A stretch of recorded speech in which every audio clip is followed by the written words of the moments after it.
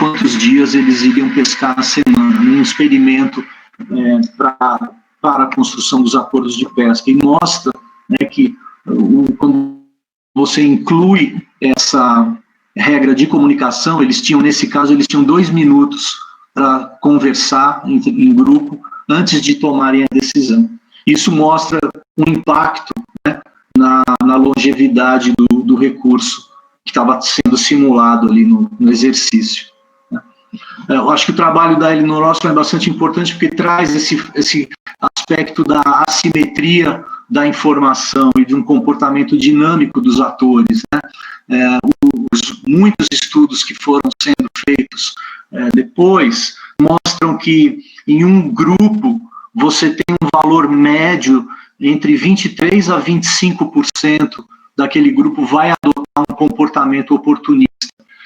E esse comportamento, muitas vezes, ele flutua naquele grupo. Não quer dizer que a mesma pessoa sempre vai adotar aquele comportamento, mas você tem ali um movimento, né, desses atores que respondem a incentivos, a questões do benefício que ele teve no passado versus a projeção do futuro, que isso interfere bastante na tomada de decisão e na construção de regras. Eu lembro muito os exercícios de construção dos acordos de pesca de Santarém. A Alcilene pode contar muito melhor, mas basicamente as regras elas tentavam dificultar o trabalho desse free rider, né, desse oportunista. Então, em alguma instância, os acordos de pesca, eles tinham que se preocupar muito com isso, em como criar as regras para dificultar o trabalho dessa parcela mais ou menos mágica, aí, em torno de 25%. Ela assim, com os estudos que a Elinor Ostrom fez, ela propõe uma primeira abordagem de avaliação, né, de sistemas de manejo a partir de 8 princípios, né, que estão aqui um pouco listados. O grupo, para ter incentivos para as ações coletivas, né, eles precisariam ter limites daquele recurso ou da paisagem bem definidas, os recursos terem suas regras, né, definidas, regras de exploração de modo participativo e adaptativo ao contexto, à realidade daquele sistema, que as ações eram tomadas de forma coletiva, que o grupo, se tivesse, né, sistemas de monitoramento, ele é beneficiado a ter mais incentivos coletivos. Também, se tiver sanções graduais, se tiver arena para a resolução de conflitos, isso é um fator positivo também para a colaboração, que essas regras locais sejam reconhecidas formalmente pelos governos centrais, né, pelo todo marco regulamentado, e em casos de regiões muito grandes, né, por exemplo, as várzeas de Santarém, esse sistema ele tem que tá integrado, né, como um sistema alinhado, como uma rede, né, de pequenas iniciativas. Então, se a gente olhar sistemas de manejo a partir desses limites, a gente fez um exercício com o trabalho dos pescadores de Pirarucu, no Acre, eles tentando fazer um diagnóstico de como era o sistema de manejo do início das regras e depois eles acabam tendo pistas das fragilidades daquele sistema manda bem esse sistema. Ela propõe como é que ela cria mecanismos de contestação a partir da legitimidade do território, a partir das multiplicidades que isso nos traz à baila, né? Eu escrevi um texto, alguns anos atrás, que eu falava assim, de gestão social das águas. Né? A gente sempre, quando está falando de território, a gente sempre pensa território como uma coisa tangível, mensurável, a partir da materialidade. E a água é uma coisa que é movente, né? os peixes se movem no território aquático, os peixes não estão no mesmo lugar, né? Os peixes se movem. Então, a própria natureza do problema da pesca é um objeto que traz N questões para serem discutidas, perdão. Né? Tem a questão do free rider, né, que o Oviedo trouxe muito bem, né, Oviedo? Como é que esses barcos se movem aqui no oeste do Pará, barcos que vêm de fora, né, explorar os recursos pesqueiros, que as comunidades enxergam como de propriedade comunitária.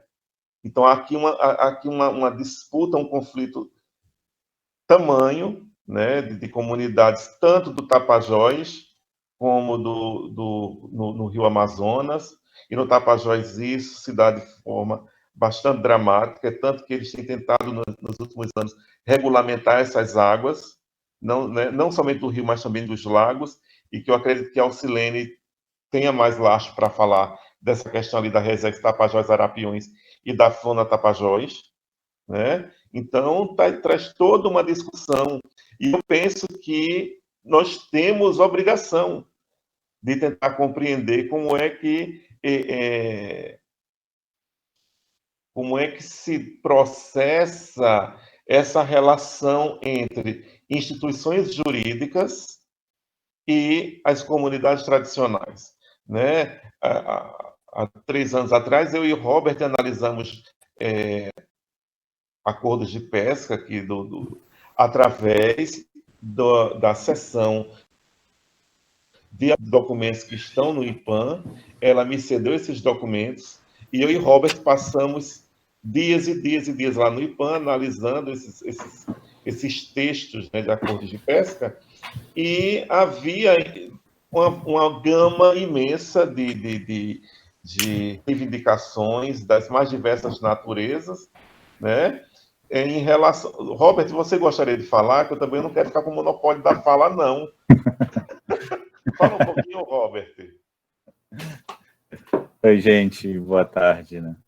Então, falar um pouco desse trabalho que a gente fez com o Rubens, né? Com a assessoria de Alcilene. A Alcilene disponibilizou para a gente todo o material de acervo de construção de acordo de pesca que tinha de Santarém. Ao todo, nós analisamos 42 acordos de pesca com Rubens. Esses acordos, eles variavam muito de região para região, e basicamente a cada ano era uma renovação de acordo, né? A gente tinha um acordo para um ano, aí se desse certo tinha uma renovação, algumas regras permaneciam, outras iam sendo alteradas conforme sazonalidade do rio, tipo de captura, pescador invasor, tipo de material que era usado para capturar, e assim eu criando as novas regras de acordo de pesca, né? Sempre com participação popular. E uma coisa que a gente notou com o Rubens, que não aparece muito na literatura da pesca, é justamente a presença das mulheres, muito importante dentro desses próprios acordos, né? Que dentro das assinaturas, das reuniões, sempre existiam as mulheres pescadoras, e é algo que a gente pensa em trabalhar no futuro, né, Rubens? Trazer esse protagonismo feminino também dentro da pesca, na construção dos próprios acordos, na gestão da pesca local, né? O que a gente percebeu? Basicamente, cada acordo trabalhava em busca de defesa do território aquático. Essa defesa, ela ia desde a defesa do território da comunidade, território de usufruto, e assim, criar normas de como realizar a pesca. Basicamente, norma de quem, como e onde deve estar pescando, né? E a gente vai chamar isso das regras justamente para impedir que os free rides ficassem trabalhando dentro das comunidades, né? Uma forma de que tinham de estar evitando isso seria o sistema de vigilância que existiam nos lagos, fazendo com que só pode, isso Ilha de São Miguel faz muito bem até o dia de hoje, né? Só pode fazer a pesca do pirarucu na comunidade quem faz as vigilâncias. Quem não consegue fazer, ou por algum motivo não consegue realizá-la, acaba sendo impedido por um período do tempo de estar realizando a pesca também nos lagos, né? Foi um trabalho bem interessante que nós fizemos, nós conseguimos fazer um mapeamento e uma linha do tempo mostrando esse avanço dos acordos de pesca, relacionado muito mais como aquele começa de caráter local e como é que ele vai no âmbito da legislação, passando por reunião juntamente com representantes da Z20, do IBAMA, dos órgãos competentes que a IN 29 colocava para poder regularizar esses acordos de pesca e gerar as IN que nós temos hoje dentro da região de Santarém como um todo, né? Como falou a Alcilene, é tão pouco ainda defasada devido ser umas portarias que precisam ser revistas, né? E fica a pergunta, eu sempre pergunto a meu pai, que de vez em quando a gente está em reunião em casa, eu, ele, o Luiz, meu irmão, a gente acaba questionando alguns aspectos, né? Para onde está indo a legislação pesqueira, né? Quem é que vai estar comandando essa gestão com o tempo, né? Tirou-se do principal órgão, que é o IBAMA, e ficou a Deus dará. Ninguém quer ser o pai dessa cria, né? Porque vai envolver muito discussão atuais, vai ter que ter uma remodelagem dos próprios acordos. A Alenquer tem feito isso com a Secretaria Municipal, eu não sei como é que está a pé, eu sei que eles estão fazendo reuniões com a comunidade, buscando entender esse processo de legislação, de como é que vai ser os territórios aquáticos, principalmente os lagos interiores das comunidades que têm sofrido pressão com alguns tipos de pesca, né? Alguém pediu a palavra, acho que foi o Jean. Vou passar ele, Rubens, depois a gente complementa.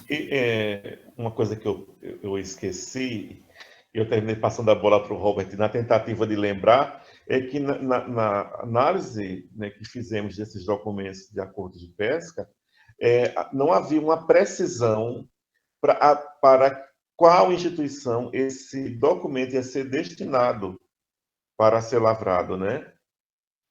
Ora era IBAMA, ora ICMBio, tinha acordo que ia para Colônia dos Z20. Você lembra disso, Robert?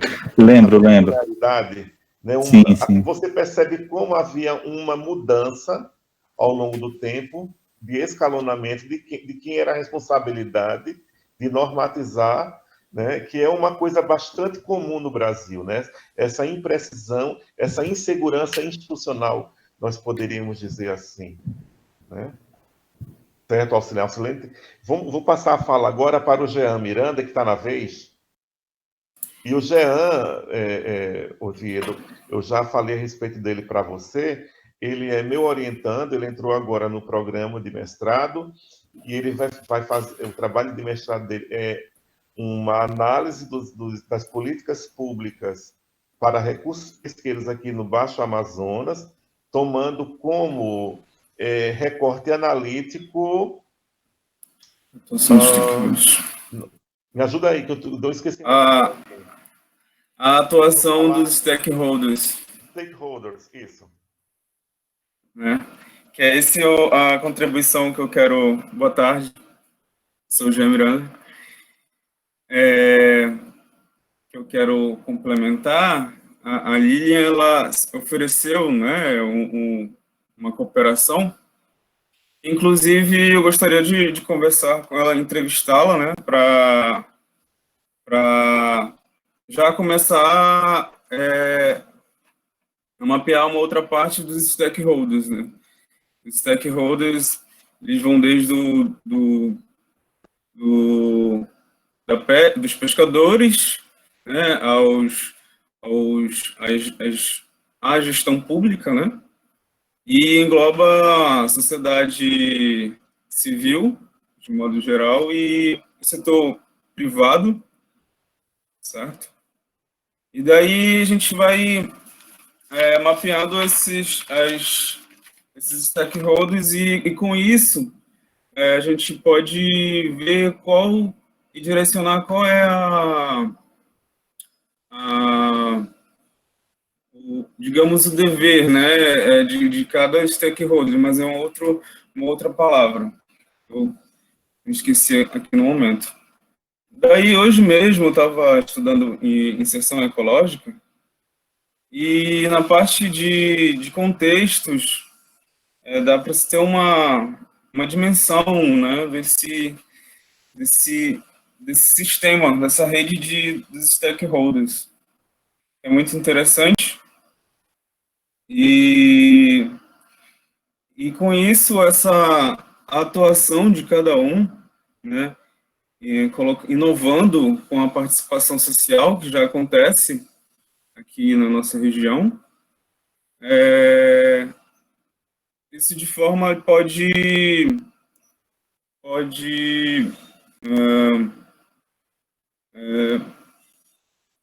cada vez mais contribuir para um desenvolvimento sustentável do setor da cadeia produtiva, né, do setor pesqueiro.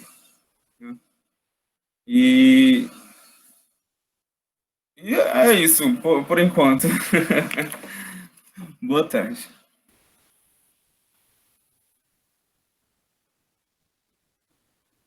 Passo a palavra ao Silene. Só fazer uma complementação, quando o professor falava sobre essa questão das atribuições das competências, para onde encaminhar um acordo de pesca, né? Para mim, não há instabilidade jurídica, a lei é muito clara, né? A lei complementar 140, a Lília pode me corrigir se eu estiver errada, né, Lília? Ela faz uma divisão, um compartilhamento da competência, ela não tira a competência do governo federal. Ela passa a dizer, olha, além do governo federal, os governos estaduais e municipais podem legislar sobre N matérias, uma delas sobre o ordenamento pesqueiro. Mas o grande problema é que ninguém quer ter o trabalho de reestruturar suas organizações para fazer isso, porque para você ordenar a pesca, você vai ter que tratar de medidas de monitoramento, de fiscalização, você vai ter que ter o quadro técnico e os equipamentos necessários nas suas respectivas secretarias, e isso vem sendo empurrado desde 2015. Né? O Estado do Pará tem uma minuta pronta, nós chegamos a fazer parte de um GT que elaborou essa minuta, seria uma competência compartilhada entre as duas secretarias, que é a SEMAS, de Meio Ambiente, e a SEDAP, de Pesca, mas isso está ainda travado, não sai. Talvez um grande papel aí do MP, Lília, é fazer uma recomendação, né, ao governo do Estado, para que possa avançar. Até lá, nós não temos a base. Quando você não tem o decreto que diz, olha, a gente vai fazer dessa forma, desse jeito, hospedado nesse órgão do Estado. Aí você pode começar. Em relação à FLONA e à RESEX, o que nós temos? Desde 2018 está protocolado o primeiro acordo de pesca das duas unidades, mais de 100 comunidades nós acompanhamos. Foram feitos todos os procedimentos baseados na IN 29 do IBAMA, que o governo do Estado está copiando, e é muito bom que copie, porque a IN é muito boa, ela foi fruto de um grande debate com as comunidades, e esse acordo está protocolado desde 2018 na SEMAS. E por que a SEMAS não publica? Ela não tem ainda uma base que possa dizer, eu vou analisar esse acordo, tomando por referência esse ente normativo do Estado. Então, está parado lá.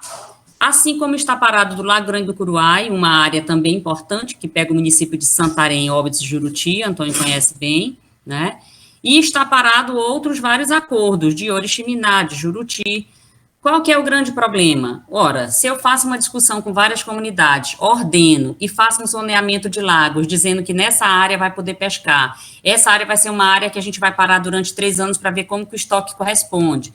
Aí você passa um processo de 4, 5 anos parado dentro da secretaria, quando esse processo for retomado, ele já precisa voltar para a consulta pública da comunidade, porque pode ser que ele já esteja defasado, pode ser que em vez de beneficiar, ele até cause mais prejuízo para um ou outro ambiente, né? E aí a gente entra nisso que o Robert trouxe, que é a legitimidade e a legalidade. Nós temos belíssimos acordos de pesca, e de São Miguel, para mim, é um deles. Ele é legítimo, mas muitas vezes ele não pode ser legal, né? Por conta dessa tragédia dos comuns que a gente vive. Desde que o pescador esteja habilitado frente à lei, como um pescador, ele pode ir a qualquer corpo d'água, desde que esse corpo d'água não esteja aí, digamos, dentro de unidade de conservação ou outras áreas, como áreas indígenas. Se eles estiverem em áreas abertas, como é a maior parte da nossa base, ele pode adentrar. E tem que pescar, claro, no regulamento legalmente reconhecido daquela área. Ah, só pode ser 5 malhadeiras? O limite de captura é 1 tonelada, é 2 toneladas? Não, mas você não pode, nem assim porque você não é daqui. A gente não pode fazer isso. Mas isso é feito, isso é legítimo para as comunidades. Então, o grande dilema hoje, eu até nem sei se eu sou a favor ou contra que o decreto saia, porque se ele restringir muito o que é legítimo e dá certo, nós vamos ter um grande problema, porque nem tudo que é legal vai dar certo, né? Então, esse é um grande problema, e é desde a década de 90, viu, Antônio, que a gente vive. E uma outra situação que a gente precisa olhar é isso, Rubens, monitoramento, né? Nós temos alguns ensaios de estudo muito pontual. O professor Cade, que é da universidade, fez um trabalho ali em Alenquer, o Robert conhece, mas eu não posso extrapolar um trabalho desse para a bacia toda para analisar o que está acontecendo com o estoque. Aonde é que tem sobrepesca, aonde o estoque está defasado, onde até precisaria parar a pesca de algumas espécies, né? Mas o fato é que a gente não pode ficar nessa inércia, né? Sem saber para onde as coisas vão, os conflitos aumentando, as comunidades demandando. A Lilian fala aí, e eu conheço ali, sei do trabalho da Ione, a gente criou agora a Câmara Técnica de Tratamento de Conflitos Socioambientais, e a maioria lá é pesca, a gente já tem percebido, vindo muito conflito de pesca, não só em área ribeirinha, mas em áreas de comunidades quilombolas, muito atacadas, e a gente não tem os instrumentos necessários, né? Talvez aqui tenha uma gama de estudos que possam servir, né, Lília, para dar uma balizada aí. Mas, assim, não é um problema de competência. Eu digo assim que ele não é um problema de dificuldade, ele é um problema de má vontade. Não é realmente de competência, Alcilene. E, na verdade, a minha grande preocupação, e aí você contextualizou bem o tamanho do problema que a gente tem que administrar, né, é de perceber que essa construção que foi feita na comunidade, e assim, Alcilene, essa reserva de mercado, talvez a gente possa dizer assim, ela está dentro da perspectiva também de preservação da própria comunidade, então tem aí alguns conceitos que estão no conflito, né? A preservação, a sustentabilidade daquela comunidade tá na reserva também dessa economia pesqueira, né? E a gente precisa trabalhar isso, discutir isso, porque é exatamente esse ponto que é o mais cobrado, por exemplo, lá na minha demanda, né? Lá no Ministério Público, essa que é a coisa que é mais provocada, né? Então, assim, por que eu achei interessante colocar isso aqui para vocês? Os instrumentos jurídicos eu até tenho. Eu só não entendo que eles sejam os mais eficazes para lidar com uma demanda, com a complexidade dessa, né? Então, eu penso que a gente precisaria ter estratégias para cuidar isso, de modo que, por exemplo, eu achei interessantíssima a sua ideia da recomendação, Alcilene. Mas aí, tá, eles começam a sair lá da secretaria, e o resto? A gente faz com o quê quando esses acordos de pesca começarem a serem liberados lá pela SEMA?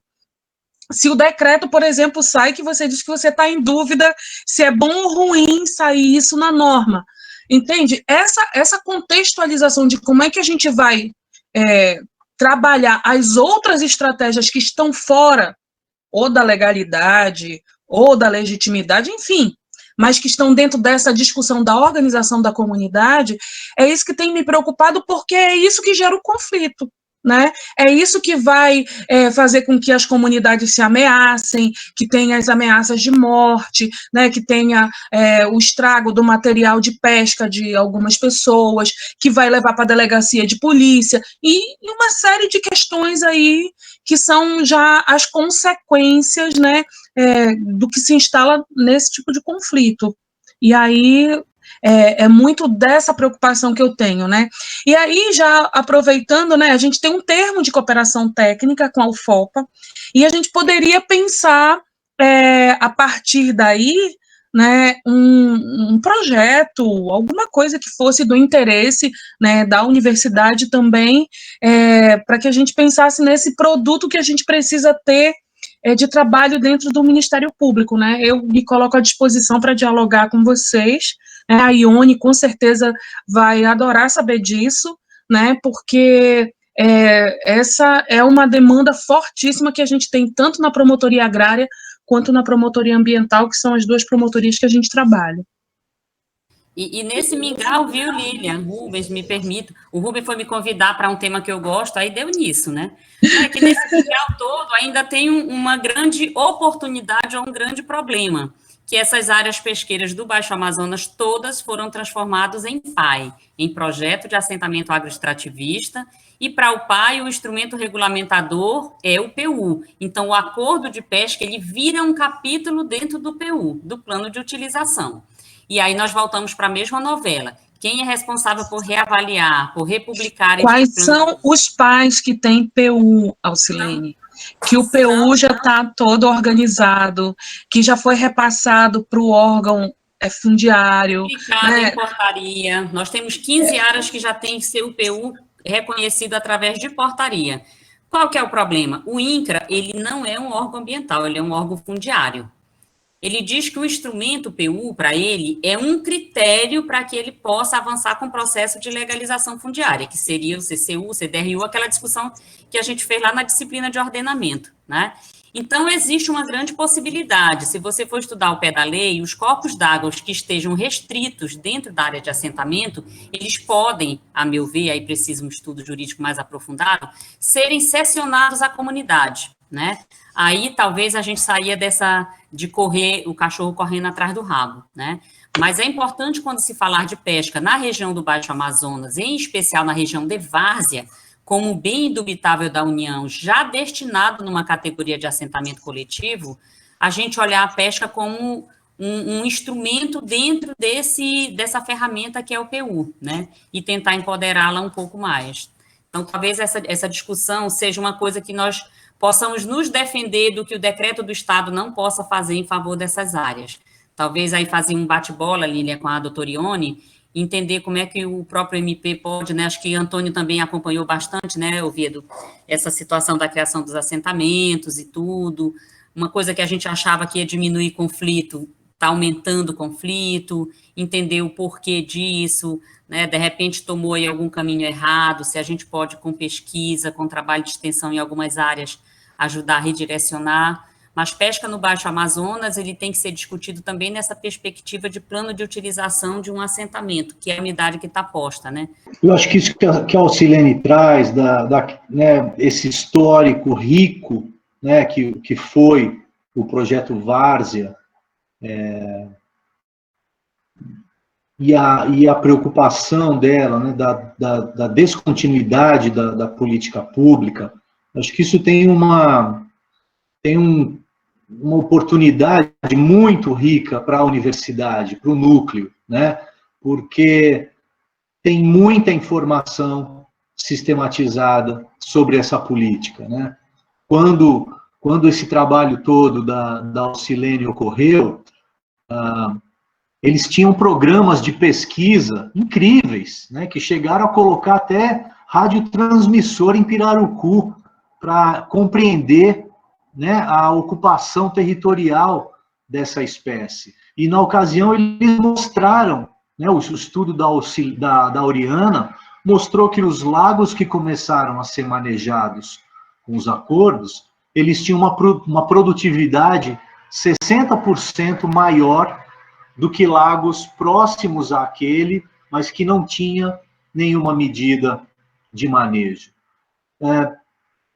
Outros artigos da Alcilene com o Tobi, mostrando como foi todo o desenho e o arranjo, a adaptação, os ajustes das instituições existentes para o marco regulatório, para a política pública, como essas instituições foram se adequando, né, ao marco regulatório, a ponto de, no caso da regulamentação dos pais, né, o Ministério Público decidir que, para a regulamentação daqueles projetos, era preciso reconhecer os acordos e as instituições que estavam lá previamente àquele processo, né, como um instrumento de regulamentação.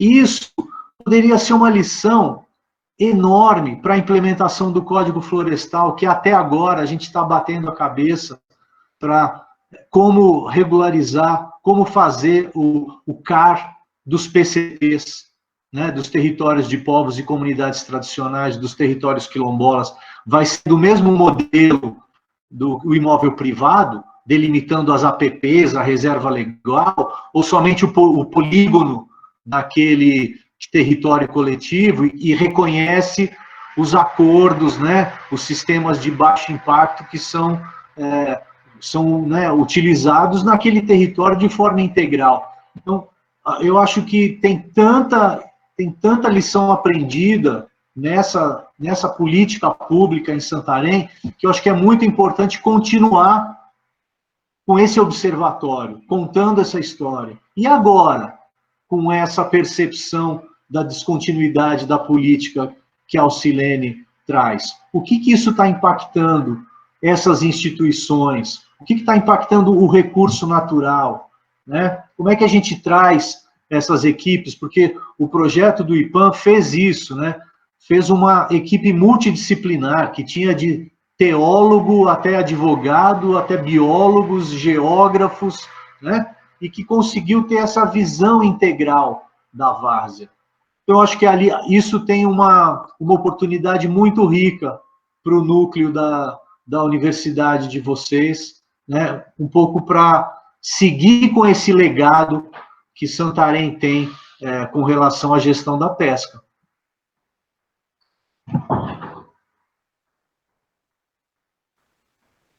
E o NUPEAN é um núcleo de pesquisa cadastrado pelo CNPq, e uma das nossas linhas justamente contempla a gestão das águas, né? Contempla essa discussão. Então, eu penso que nós estamos num momento muito complicado com a pandemia, né? Mas eu espero o mais breve possível, né, que nós estejamos salvaguardados dessa doença louca que está aí, que a gente possa retornar às atividades e colocar isso em prática. Porque eu penso que, como você falou bem, né, como a própria Silene também falou, que a região de Santarém dela é referência nessa área de gestão da pesca, com todos os condicionantes que vêm em tudo isso, e como é importante a gente entender como esse protagonismo aqui no Baixo Amazonas foi importante, né, como um vetor, né, que terminou reverberando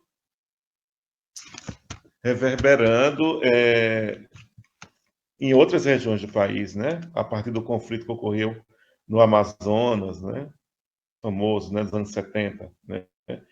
A partir daí, a necessidade de regulamentação, de ter um acordo comunitário, que as pessoas se envolvessem, né, a fim de encontrar uma solução pacífica para conflitos que, na maioria das vezes, eram conflitos belicosos, né?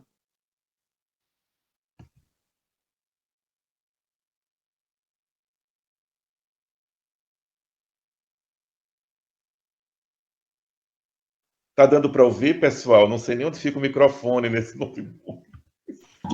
Tá sim.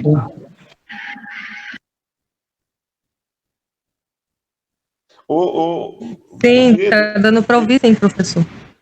Obrigado. A gente está ouvindo bem, professor. Certo, obrigado, Tatiana. Oviedo, você pesquisa numa área que, para mim, ela é um tanto quanto nova, né? Que você trabalha com governança e com accountability, né? Que são as finanças públicas, a transparência. Você poderia falar um pouco disso para a gente? Tá. Uma questão que me interessa bastante, e eu tinha iniciado uma investigação nesse sentido, e aí tive que paralisar, especialmente por conta da pandemia, e atualmente esse trabalho no ISA, que tem sido bastante intenso, era um pouco isso, olhar como que as instituições ligadas num processo, né, de gestão participativa ou de gestão da pesca, vamos dizer assim, como é que essas instituições operam nesta dimensão do accountability, que é a responsabilização, né?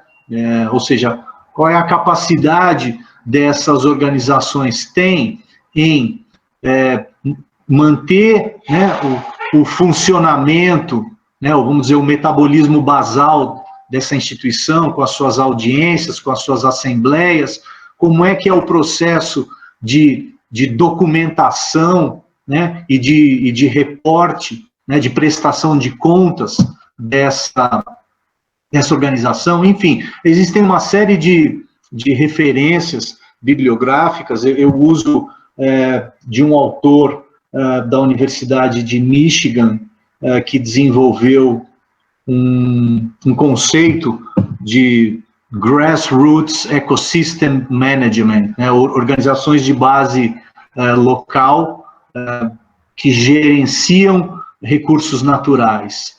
Ele chama Max Weber. E ele propõe um marco referencial para uma análise, né, da responsabilização, né? Accountability é uma palavra que não tem uma boa tradução para o português.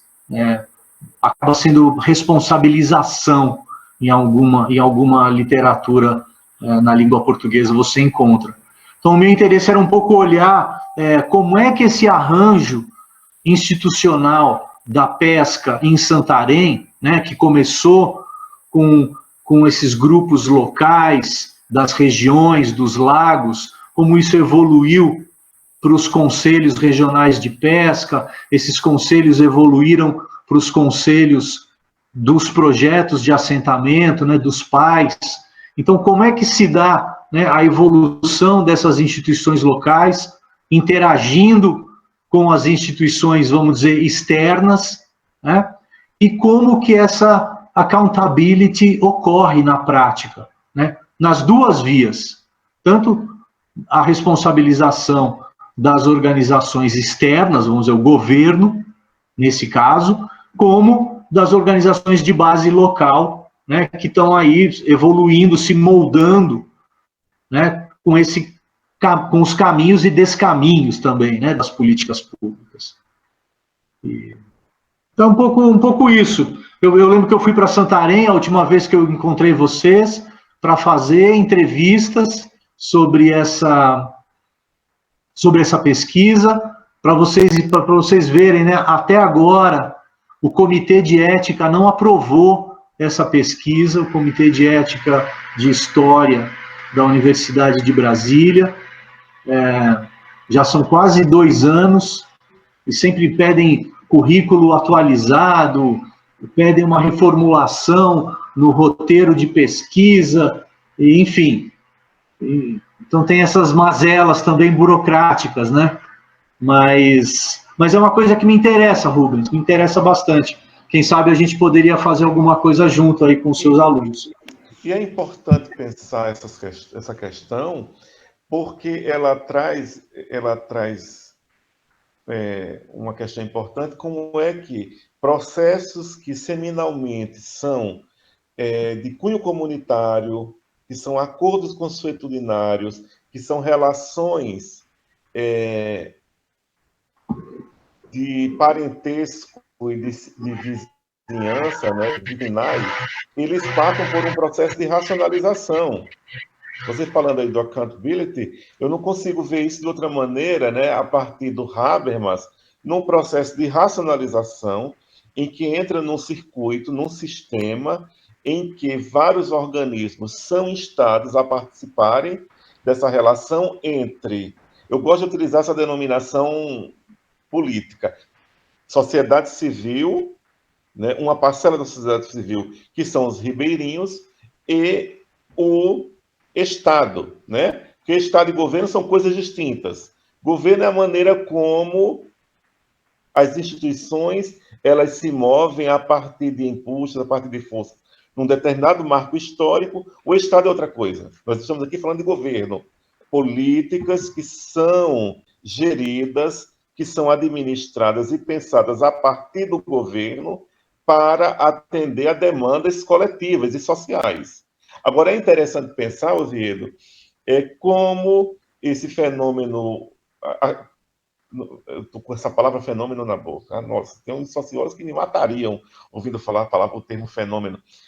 Como é que é interessante pensar a mobilização popular no que tange a pesca aqui no Baixo Amazonas, como essas lideranças, esses usuários, no contexto do uso dos lagos, dos rios, dos corpos d'água de um modo geral, como é que eles se organizaram ao longo do tempo, criaram um tipo de demanda específico para dialogar e solicitar do Estado um determinado posicionamento no sentido de administrar e de gerir essas demandas, no caso, os acordos de pesca, né? E como isso está se transformando em instruções normativas a partir do momento em que o IBAMA é criado, né?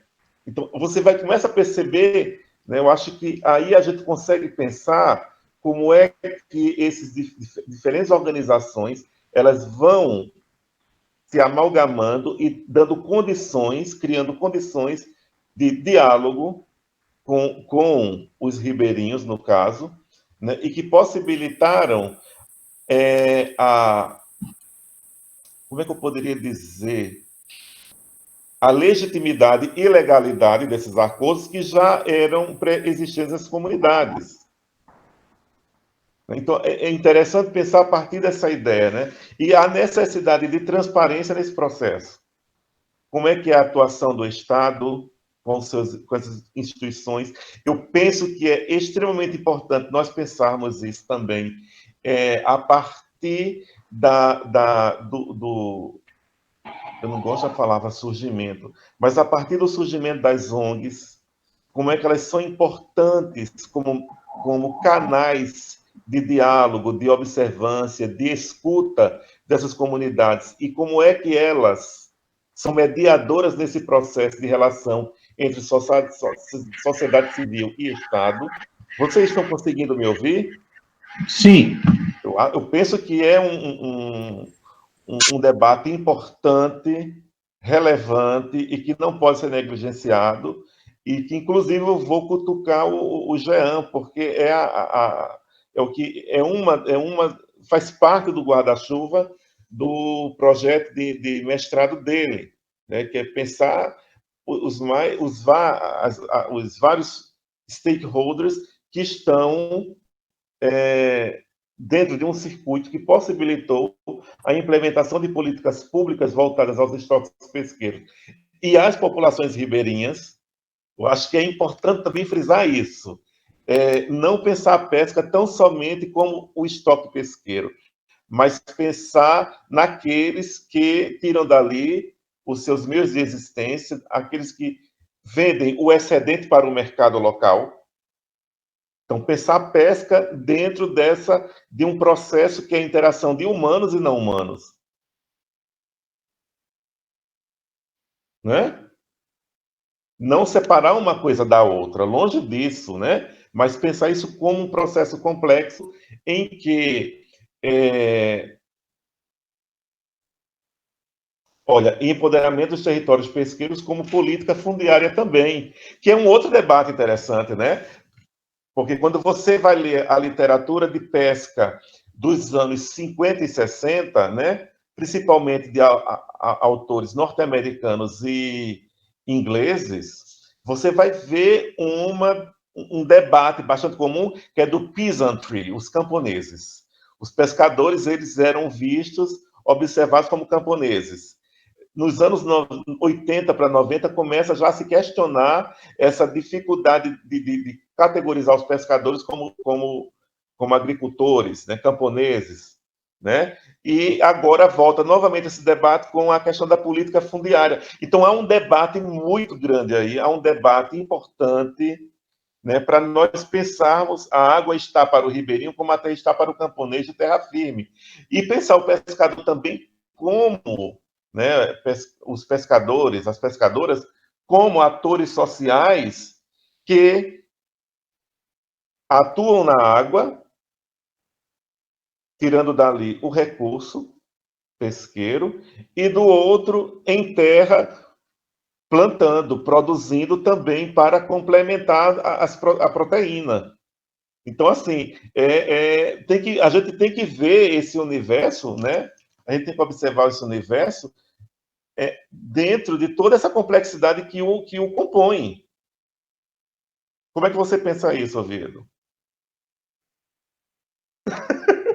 Não, isso é bem interessante, né? Eu estava refletindo aqui essa última frase da Alcilene, né? Eu acho que, quando eu fiz aquele projeto que eu mencionei a vocês, chamado Testemunhas do Clima, a gente trabalhou numa comunidade de Santarém, se não me engano foi Urucurituba, foi lá? Não lembro. Igarapé do Costa, da região do Urucurituba. Isso, Igarapé do Costa, isso. E a gente trabalhou também com uma comunidade de castanheiros, de terra firme. E é muito interessante, como a gente trabalhava impactos das mudanças do clima, a gente queria entender qual era a visão de futuro para aquela pessoa. E a visão de futuro do ribeirinho, do pescador de várzea, é amanhã, porque a paisagem ela é muito dinâmica, ela varia muito. Ao passo que um produtor de terra firme, se ele planejar construir uma cerca na propriedade dela, aquela cerca tem grande probabilidade de ficar lá por uns bons anos, né? Não vai ter um aguaceiro para levar. Então, isso mudava toda a perspectiva, né, de planejamento, de visão e de coletivo daquele grupo. Né? Então, acho que é importante, como esses contextos também precisam ser considerados nessas políticas públicas. O que é uma política pública que estimula piscicultura em terra indígena? Eu não consigo imaginar, né? Uma coisa que eles têm na forma de uso desse recurso, né? Um outro processo, né? De pedir autorização para os superiores, né? Para poder entrar na floresta e retirar essas unidades, é uma outra forma de relação, não deles virarem fazendeiros de peixe, né? Então, essas políticas públicas elas já nascem fadadas ao insucesso, né? Que a gente já conhece o final disso daí. Eu queria perguntar para a Alcilene se os projetos de assentamento, os PAIs de várzea, estão cadastrados no CAR. Sim. Os 15 que já tem portaria de PU, porque uma dos critérios que a SPU usa, né, porque está um mingau também entre a SPU e o INCRA sobre a competência das áreas, né? Mas o assentamento, ele segue, embora sendo várzea, um ecossistema diferenciado, por analogia, ele segue toda a legislação de terra firme. Então, os assentamentos de várzea, ele possui o CAR coletivo, que é o CAR perimetral. Então, você não vai ter um CAR para cada ocupante, você tem um único CAR, né? 4 desses assentamentos já estão com CCU e agora vai iniciar um processo para a CDRU, né? Dentro dessa nova legislação que vem trazendo aí a possibilidade de uma titulação para as áreas de várzea, que não existia, Antônio, que a gente fazia aquela briga lá atrás. Então, você tem aí uma grande possibilidade, um CAR coletivo, uma CDRU coletiva com título, com uma expectativa de titulação, e aí você poder fazer a discussão daqueles corpos d'água restritos 100% dentro da área cessionada. E aí talvez seja o grande sonho de algumas comunidades de poderem realmente fazer o uso exclusivo e manejado dessas áreas, né? Legal. O INCRA criou, inclusive, o INCRA fez um convênio com a Universidade de Lavras e tem um sistema só para CAR de assentamento. A princípio, a política, embora o CAR já tenha aí mais de 10 anos, a gente diz que é uma política nova, mas os assentamentos, eles ainda estão na base do CAR nacional. O Serviço Florestal estava fazendo um grande levantamento, né? Tem muita sobreposição demais, e o INCRA pediu que fosse cancelado os CAR sobrepostos dentro de área de assentamento, e entraria nessa nova base. Mas deu já um problema lá com a Universidade de Lavras. Fato é que esse programa, onde estarão os CAR de assentamento, ainda não está rodando, então eles ainda ficam junto com o CAR nacional. Mas a área de assentamento coletivo é CAR coletivo, e expedido pelo INCRA, realizado pelo próprio INCRA, ou alguma organização por ele contratada ou cooperada, né? Legal, obrigado.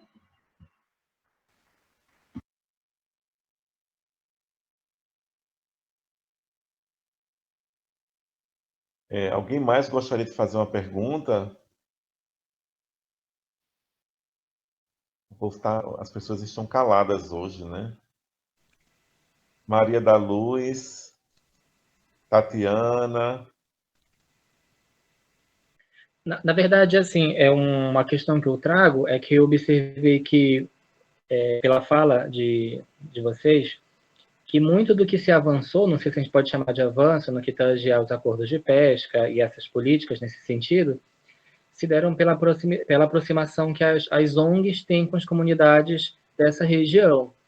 E muitas políticas, inclusive, chegam até essas comunidades por conta das ONGs que atuam. E a gente vê recentemente um ataque muito grande, né, do governo atual às ONGs e ao trabalho que elas vêm desenvolvendo ao longo dos anos para cobrir uma brecha, um buraco que o Estado não tampa, digamos assim. Assim, eu queria saber da opinião de vocês, se digamos assim, o sumiço, a não presença dessas ONGs também foi um fator que contribuiu para essa dificuldade desses processos em relação ao acordo de pesca avançar aqui na região, né? Se de repente estivesse mais próximo da população, se essa proximidade com a população foi o que permitiu que se avançasse, aí agora que já não se tem mais tanta, talvez seja um fator que dificulte, não sei.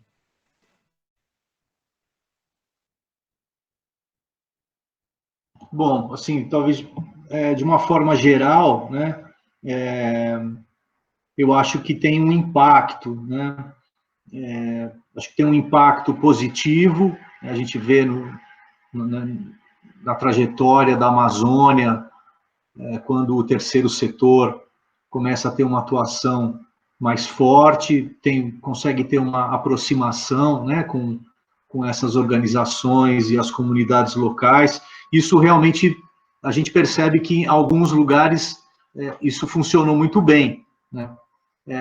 Também tem o revés das organizações de ONGs que criam um sistema muito assistencialista, com comunidades mais interessadas em manter um portfólio de projetos para conseguir garantir seus financiamentos. Então, acaba criando aqueles casos também de que quando o projeto termina ou aquela organização deixa de trabalhar naquela reunião, o projeto automaticamente começa também a dar sinais, né, de retrocesso. Eu já vi muito isso ocorrer.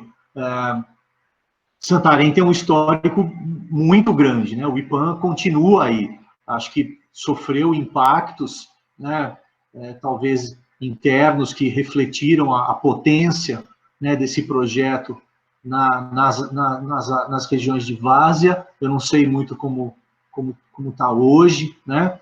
Mas acho que tem uma relação positiva. Hoje a gente vive um contexto político bastante ameaçador, né, onde a semana passada, né, vazou um documento do Conselho Nacional da Amazônia, onde uma das metas do Conselho para os próximos 2 anos é ter 100% do controle das ONGs que atuam na Amazônia e permitir o trabalho somente aquelas que estejam cumprindo o seu interesse nacional. Então, quando a gente ouvia no discurso de eleição do presidente atacar as ONGs, é uma coisa.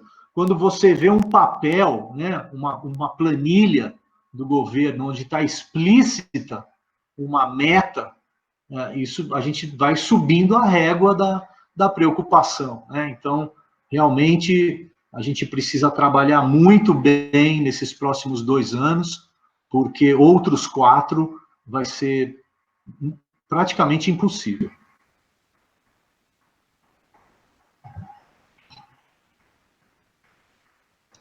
Certo. Alguém mais gostaria de falar?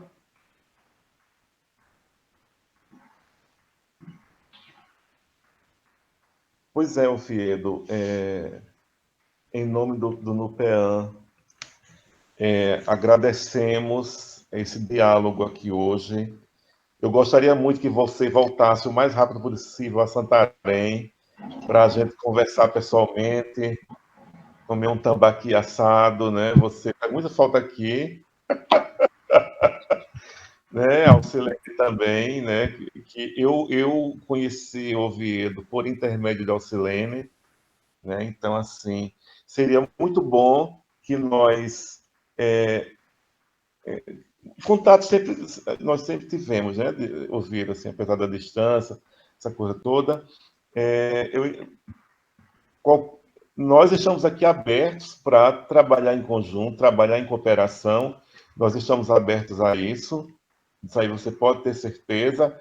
O nosso grupo agora está coeso, tem um número bastante interessante de alunos e alunas, estou trabalhando em várias frentes.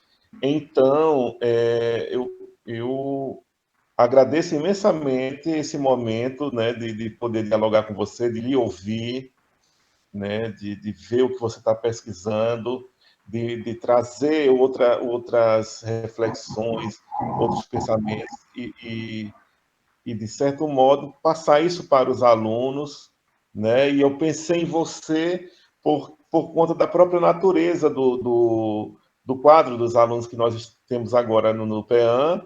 O professor Tiago, infelizmente, não está presente porque ele está doente. Desde ontem ele não pôde participar das nossas conversas por conta da saúde dele. Eleonora estava online, também uma outra professora que compõe, e nós estamos juntando esforços, né, para envolver os alunos na temática da pesca, que para mim é um tema de extrema relevância aqui no norte do país, é um importante vetor, não se dá nem para separar processos de construção de identidades na Amazônia e a pesca, a água. Para mim, são coisas completamente indissociáveis nas suas mais diversas manifestações, vou usar assim esse termo, mas tudo bem.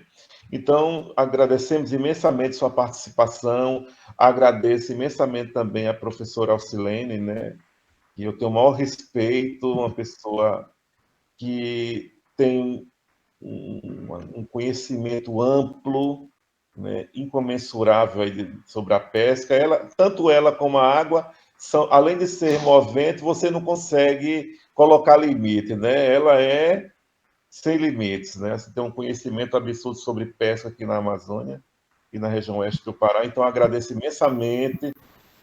Agradeço a Tatiana. Eu que agradeço. Tatiana, tu és aqui de Santarém, tu és de Paragominas, não é isso? Eu sou de Pixuna do Pará, eu sou de próximo, uma cidade bem próxima a Paragominas, uma cidade antes. Né? Quem vem de Belém fica antes de Paragominas. E como foi essa live?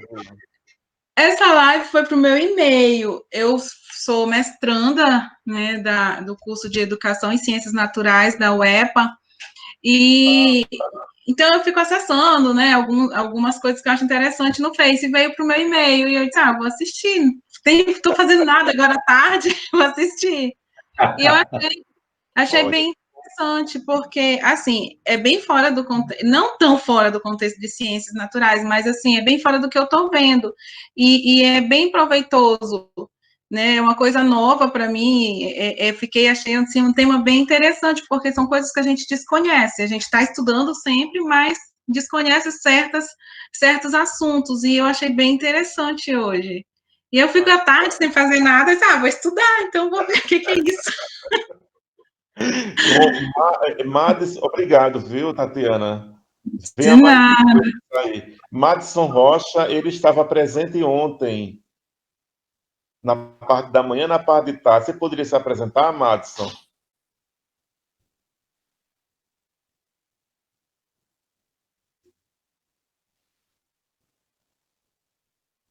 Acho que Madison não... Maria da Luz Farias, eu penso que seja orientanda de Eleonora, é isso?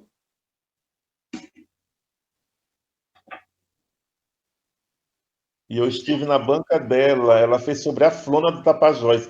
Eu tenho quase certeza. O pessoal é tímido, tem vergonha de falar, né? Lilian, gostaria de deixar sua palavra final aqui na nossa live. Oi, professor. Maria da Luz Farias. Tudo bom? Eu não participei da sua banca de mestrado? Participou sim. Desculpa que eu não estava conseguindo sair do mudo aqui, né? Eu amei essa palestra, professor. Gostei muito de vê-lo novamente, Alcilene, toda essa palestra sobre a pesca, sabe? Eu fico assim muito envaidecida de participar de uma palestra dessa, porque sou bem suspeita de falar. Gosto demais da várzea, trabalhei no IPAM, hoje eu trabalho na Conservação Internacional do Brasil, e a gente tem muito movimento com essa área, então é algo assim que interessa muito a gente, sabe? Estou fazendo meu mestrado, a professora Eleonora é a minha orientadora, o professor Tiago, meu co-orientador, o senhor é da minha banca. Maravilha. Muito legal. Eu estou provocando aqui o pessoal eu quero também ouvir, né, Lilian? Olha só, eu quero agradecer, professor, seu convite, porque eu tenho 2 interesses aqui, né? Eu tenho um interesse profissional, por conta da minha atividade no Ministério Público, e aí ouvir vocês, isso para mim é fenomenal.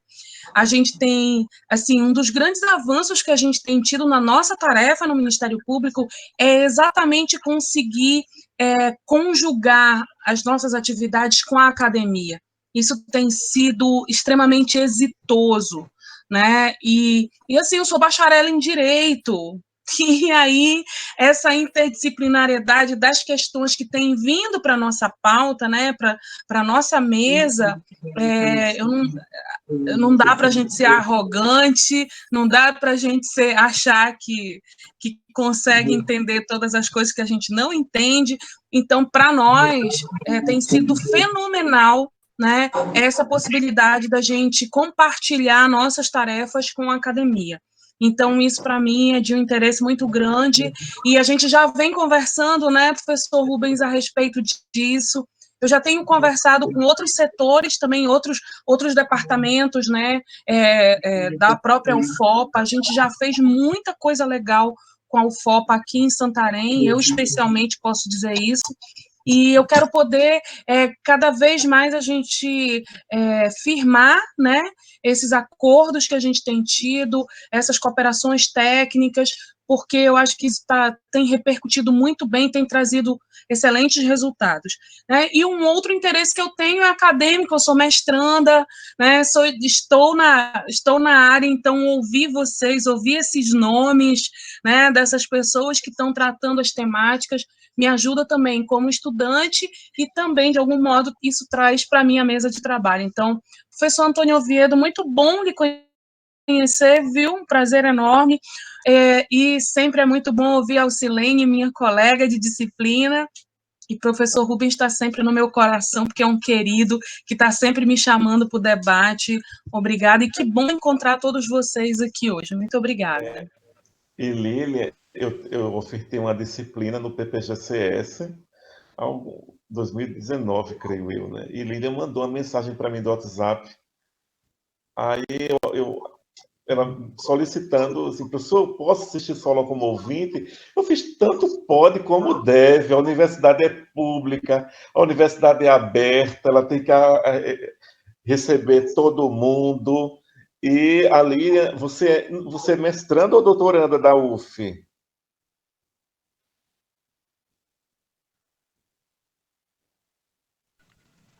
Tá no mudo.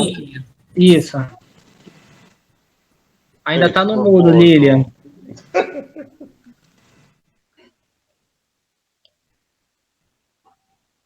Ela está nervosa. Não sei o que aconteceu. Ela está fazendo a leitura labial. Tá no mudo, acho que ela não desativou. Certo. Robert, gostaria de falar? Gostaria de agradecer ao Oviedo pela belíssima explanação, né? Recurso de uso comum, eu estava lembrando aqui, Oviedo, foi um dos meus temas de TCC, foi um capítulo específico que eu trabalhei também dentro da Ilha de São Miguel, esse estudo, né, baseado muito mais na ideia de hard no início, do que quando teve o início da pesca muito mais predatória, né, voltado com as novas tecnologias de pesca da década de 70, e depois a gente trabalha muito mais com eles trabalhando com a comunicação, as reuniões, fazendo os acordos, o convencimento das famílias, entre outros aspectos, né, e é um tema que eu gosto muito, né, sou muito, como é que eu posso dizer,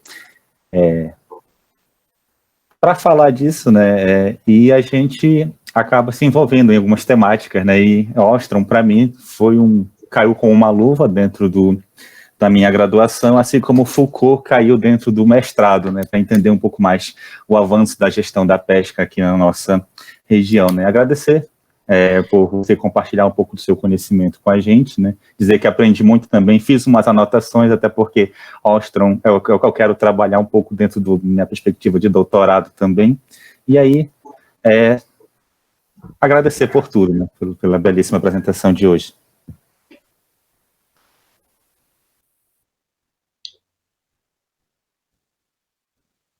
Agora falar assim, sem mais delongas, Oviedo, muito obrigado. Gratidão aí pela fala. Lilian quer concluir a fala, porque foi meio que... Ela disse que foi bloqueada na fala. Não sei, não entendi nada. Você já ficou falando. Acho que ela não conseguiu desbloquear o microfone. Ela não conseguiu. Então, você que está pelo Nupean, você não consegue por aí? Não, gente, não foi por aqui, porque se tivesse sido por aqui, eu conseguiria tirar do mudo. Então, foi mutado, acho que por lá. O Mads também não conseguiu usar o áudio. Está falando aqui, agradecendo pela sua exposição, Oviedo. Então, mais uma vez eu agradeço. Boa tarde a todos. Amanhã nos encontramos novamente. O Nupean tem Instagram, o Nupean tem o seu canalzinho. Então, assim, os alunos estão administrando tudo isso. E, Oviedo, eu fiz umas escavações no meu computador e encontrei vídeos fantásticos com relatos de pescadores do Rio Grande do Norte. E numa das falas eles falam desse processo de migração dos peixes, a diminuição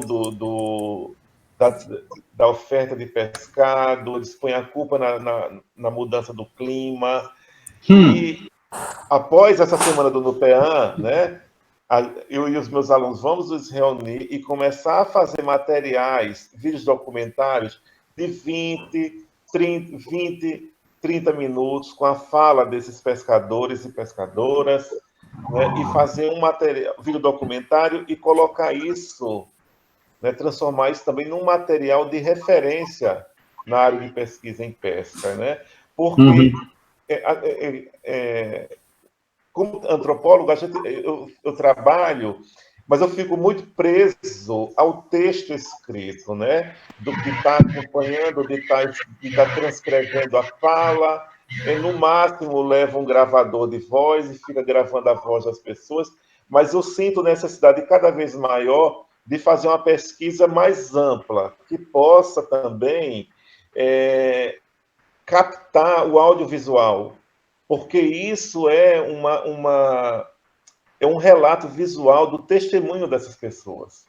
Que a gente possa também, em certa medida, transformar isso num acervo capaz de fazer uma relação, uma integração entre gerações.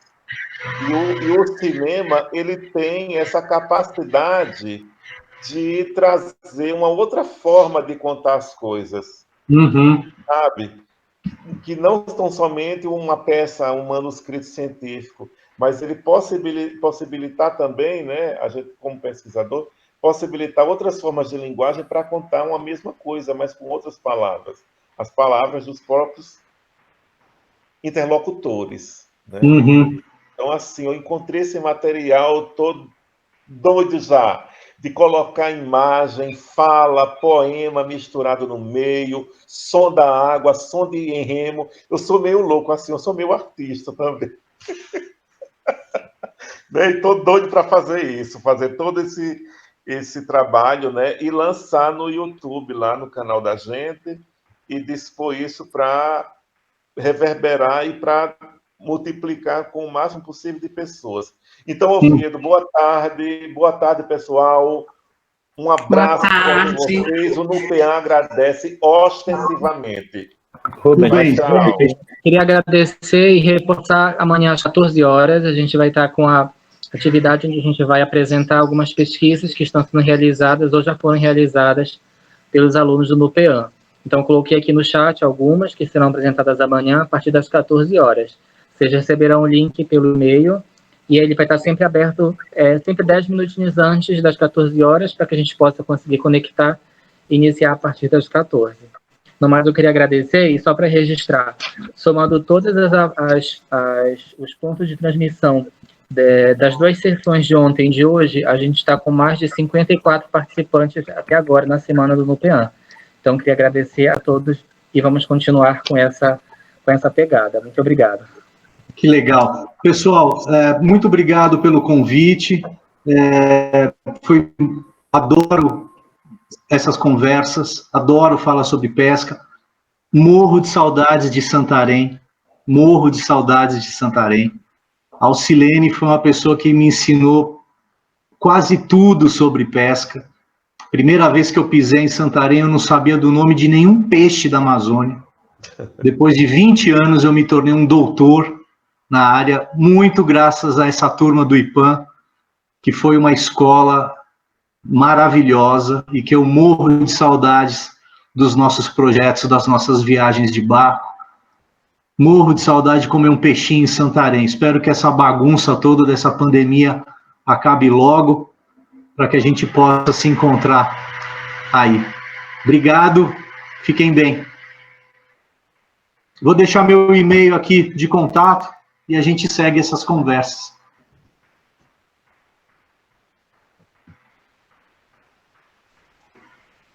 Muito obrigado, gente. Boa tarde e até a próxima. Tchau, tchau. Tchau.